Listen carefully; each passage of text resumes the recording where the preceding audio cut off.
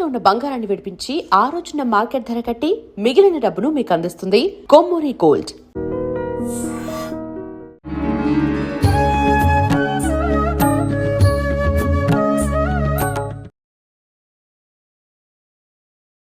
నమస్కారం, welcome to I dream.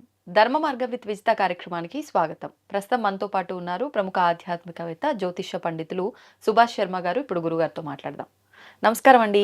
శ్రీమాత్రే నమః. గురుగారు, మార్చి 6వ తారీఖున సంకష్టహర చతుర్థి. ఆ రోజున స్వామిని గణపయ్యని ఏ రకంగా ఆరాధించవచ్చు?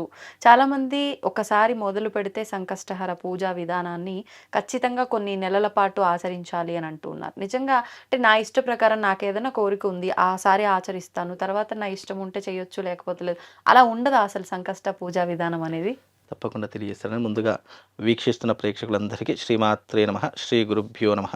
గజాననం భూతగణాది సేవితం కపిత్రజం జంబూ ఫలసార భక్షణం ఉమాసుతం శోక వినాశకారకం నమామి విఘ్నేశ్వర పాద పంకజం. శ్రీ గణేశాయ నమః. సంకష్టహర చతుర్థి అనేటటువంటిది నిజానికి పురాణ కాలంలో ఇచ్చేటటువంటి విధానానికి ఇప్పుడు ఆచరిస్తున్నటువంటి విధానానికి చాలా తేడాలు వచ్చేసాయి. నిజానికి దేవతా అర్చన సంకష్ట చతుర్థి అనే కాదు, ఏ దేవతా అర్చన చేసినా మనిషి దేనికి చేస్తాడు? కోరికలు తీర్చుకోవడానికి, అనుకున్నటువంటి కామ్యాన్ని నెరవేర్చుకోవడానికి దేవతా క్రతువులను ప్రతి ఒక్కరూ ఆరాధన చేస్తూ ఉంటారు. అందులో ఒకటైనటువంటిదే సంకష్టహర చతుర్థి. ఇది ప్రతీ నెల వచ్చేటటువంటి చతుర్థి.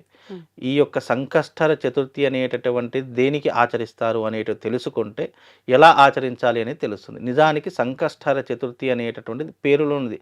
సంకష్టములు అంటే మనం ఎన్ని యజ్ఞయాగాదులు చేసినా, ఎన్ని రకాలైనటువంటి జపతప హోమాలు చేసినా కష్టాలు తొలగటలేదు అని అనుకుంటే గనక మనము ఈ సంకష్టహర చతుర్థిని ఉపయోగించుకుంటే తీరనటువంటి కోరికలు కూడా నెరవేరతాయి అనేటటువంటి విధానంతో సంకష్టహర చతుర్థి వ్రతాన్ని పాటిస్తూ ఉంటారు. ఆ రెండవ విషయం ఏమిటి అని అంటే కనుక వివాహం కానటువంటి స్త్రీలు కావచ్చు, పురుషులు కావచ్చు, అలాగే ఏ పని చేసినా ఆటంకాలు వస్తున్నాయి, విఘ్నాలు జరుగుతున్నాయి, మన జీవితము ముందుకు వెళ్ళడం లేదు, ఎక్కడ తీసిన గొంగడి అక్కడే ఉంది అనుకునేటటువంటి పరిస్థితుల్లో సంకష్టహర చతుర్థి వ్రతాన్ని పాటిస్తూ ఉంటారు. అయితే ఈ రకంగా సంకష్టహర చతుర్థి అనేటటువంటిది చాలామంది ధన కనక వస్తువు వాహనాలు కొనడానికైనా సరే, ధనాన్ని సంపాదించడానికైనా సరే, కొత్త వ్యాపారం ప్రారంభించేటప్పుడైనా సరే, ఇలా ఒకదానికి కాదు అనేక విషయాలకు సంకష్టహర చతుర్థి నియమాలను చాలామంది పాటిస్తూ ఉంటారు. కొంతమంది ఉపవాస దీక్షతోనే సంకష్టహర చతుర్థి చేస్తూ ఉంటారు. మరికొంతమంది వ్రతము అనేటటువంటి విధానంతో సంకష్టహర చతుర్థి వ్రతాన్ని చేస్తూ ఉంటారు. ఇలా భగవంతుణ్ణి ఆచరించడానికి ఒకే మార్గము అనేటటువంటిది కాకుండా పలు మార్గాలలో భగవంతుని ఆరాధిస్తూ ఉంటారు. ఇది ఎవరికి తోచినట్టు వాళ్ళు ఎవరికి తోచిన విధంగా వారు చేయడానికి భగవంతుడు అన్ని అనుమతులు ఇచ్చాడు. నువ్వు ఫలానా ఈ రకంగానే చేయాలి అని కొలమానం వేయడానికి భగవంతుడు ఒకే దగ్గర ఉన్నటువంటి వాడు కాదు, సర్వాంతర్యామి. కాబట్టి ఆయనను ఏ రకంగానైనా మనం పూజించవచ్చు. ఇప్పుడు మన తెలంగాణలో ఒక రకంగా పూజిస్తారు, ఆంధ్రాలో ఒక రకంగా పూజిస్తూ ఉంటారు, అలాగే వేరే రాష్ట్రాల్లో ఉన్నటువంటి ఒక రకంగా పూజిస్తూ ఉంటారు. భగవంతునికి నియమాలు, క్రమ పద్ధతులు, ఫలానా ఇవే పద్ధతులు ఆచరించాలి అనేటటువంటి నియమాలు ఎక్కడా కూడా లేవు. ఎవరి ఆచారాన్ని బట్టి వాళ్ళు ఆచరిస్తూ ఉంటారు. కాబట్టి సంకష్టహర చతుర్థి వ్రతం అనేటటువంటిది హస్తా నక్షత్రయుక్తంగా రాబోతుంది. అది కూడా లక్ష్మీవారమైనటువంటి శుక్రవారం రోజున రాబోతుంది. కాబట్టి లక్ష్మీ కటాక్షానికి అనువైనటువంటిది. అలాగే ఈ సంవత్సరానికి ఆఖరి సంకష్టహర చతుర్థిది. ఎందుకంటే తర్వాత ఉగాది వచ్చేస్తుంది, ఈ సంవత్సరం ముగిసిపోతుంది. ఈ రాబోయేట పరాభవనామ సంవత్సరం విశ్వావసునామ సంవత్సరంలో ఆఖరి సంకష్ట చతుర్థి. కాబట్టి ఎవరైనా ఈ సంకష్టహర చతుర్థి వ్రతాన్ని చేయాలి అని అనుకున్నా, లేదా ఈ సంవత్సర కాలంలో ఆఖరి సంకష్ట చతుర్థి కాబట్టి ఈ ఒక్క సంకష్టహర చతుర్థి చేసినా కూడా ఆర్థికపరమైన ఇబ్బందులు తొలగిపోతాయి, ఆటంకాలు దూరమైపోతూ ఉంటాయి, గృహంలో ఎప్పుడూ కూడా ఉన్నటువంటి నెగిటివ్ ఎనర్జీ దూరమైపోతూ ఉంటుంది. అంటే కళ్యాణం జరగనటువంటి, వివాహం కానటువంటి వారికి ఇది ఒక మహర్జాతకంగా తన జాతకంలో ఉన్నటువంటి లగ్న దోషాలను కూడా తొలగిస్తుంది. ఎందుకంటే హస్తా నక్షత్రం అనేటటువంటిది, హస్తము అని అంటే చేతు అని అర్థము.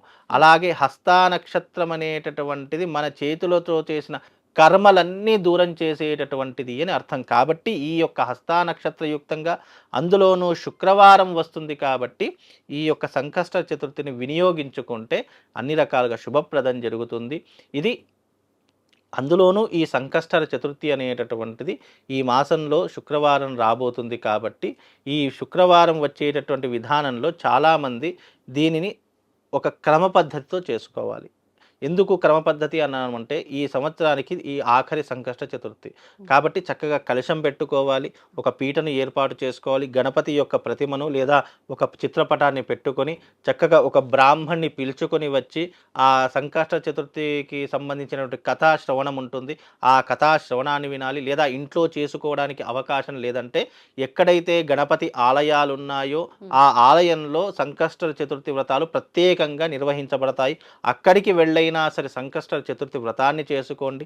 ఫస్ట్ ముందుగా మీ సంకల్పం ఏంటి, అసలు మీ బాధ ఏంటి, మీ కష్టం ఏంటి, అది ముందుగా మీరు సంకల్పం అనుకొని స్వామి నాకు ఈ బాధ తొలగితే తప్పకుండా ప్రతి నెల నీ సంకష్టి వ్రతాన్ని నేను పట్టుకుంటాను అని ముందుగా సంకల్పం చేసుకోండి. ఆ రకంగా చేసుకుంటే ఒక నెల పట్టుకుంటే ప్రతి నెల పట్టుకోవాలనే రూల్ ఏం లేదు. ఒక వారం ఒక నెల చేయవచ్చు, లేదా 5 నెలలు చేయవచ్చు, లేదా సంవత్సర కాలం అంతా కూడా చేయవచ్చు. మనిషి సంకల్పం ముఖ్యం. ఎందుకంటే మనం ఏదైతే సంకల్పించుకుంటామో అది మనము పట్టుకుంటే ఆ నియమాన్ని మనం పాటించుకోవాలి తప్ప ఒక నెల చేశామా 2 నెలలు చేశామా ఇక్కడ అంకెలతో ఎలాంటి సంబంధం లేదు. కానీ కొంతమంది ఏం చేస్తారు అని అంటే తమ కోరికలు నెరవేర్చుకోవడానికి లేదా తమ కోరికలు తీర్చుకోవడానికి స్వామి నీ యొక్క సంకష్ట చతుర్వ్రతాన్ని 5 నెలల పాటు నేను చేస్తాను, లేదా సంవత్సర కాలం మొత్తం నేను చేస్తాను, ఆచరిస్తాను, అలాగే ఉద్యాపన కూడా చేస్తాను అనేటటువంటి వాళ్ళు చాలామంది ఉంటారు.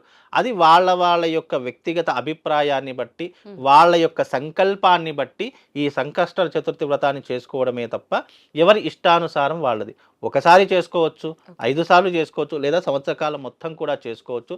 అలాగే దానికి తగు నైవేద్యాలు కూడా సమర్పించారు. స్వామివారికి ఉండ్రాళ్ళంటే చాలా ఇష్టము, అలాగే మోదకాలన్నా చాలా ఇష్టము, అలాగే మా స్వామివారికి బెల్లం అంటే చాలా ఇష్టము. మోదకాలు చేసినా బెల్లంతోనే చేయాలి, ఉండ్రాలు చేసినా బెల్లంతోనే చేయాలి, చక్కెర వాడకూడదు అని శాస్త్రం. కాబట్టి బెల్లముతో చేసినటువంటి పదార్థాలు ఏవైనా సరే, లేదా అటుకులు బెల్లము పెట్టినా కూడా స్వామివారికి చాలా ప్రీతికరమే. అలాగే పాలల్లో బెల్లం వేసి పెట్టినా కూడా చాలా ఇష్టమే స్వామివారికి. కాబట్టి ఇలాంటి నైవేద్యాలు స్వామివారికి సమర్పించాలి. అలా సమర్పించి స్వామివారి యొక్క వ్రతాన్ని ఎవరైతే ఆచరిస్తారో తప్పకుండా, ముఖ్యంగా ఇది ఎవరు ఆచరిస్తే బాగుంటుంది అంటే వివాహం కానటువంటి వాళ్ళు మంచి భర్త కోసం ఆచరించాలి.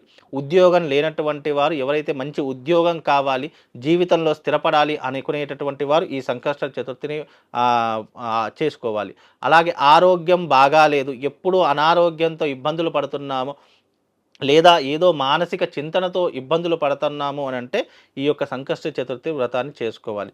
ముఖ్యంగా ఇంట్లో ఉన్నటువంటి భర్తలు చెడు వ్యసనాలకు కానీ, లేదా చెడు దానికి ఏదైనా బానిస అవుతున్నారు, లేదా పరస్త్రీ వ్యామోహం ఉంటుంది, లేదా ఇంట్లో డబ్బులు తీసుకురావట్లేదు, అసలు చేతిలో ధనం నిలవట్లేదు అనుకున్న ప్రతి ఒక్కరూ కూడా ఈ సంకష్ట చతుర్థి వ్రతాన్ని 5 నెలల పాటు చేసి చూడండి. తప్పకుండా ఆ భగవంతుడు మిమ్మల్ని కరుణించి కటాక్షించి తప్పకుండా రిజల్ట్ అనేటటువంటిది మాత్రం తప్పకుండా ఇస్తాడు. చేసే ప్రతి ఒక్కరూ చేస్తున్నామనేది కాకుండా నియమంగా భక్తి శ్రద్ధలతో భగవంతుడు ఉన్నాడనే నమ్మకంతో చేయండి. తప్పకుండా మీరు అనుకున్నటువంటి కోరిక నెరవేరుతుందమ్మా. ధన్యవాదాలు గురుగారు. శ్రీమాత్రే.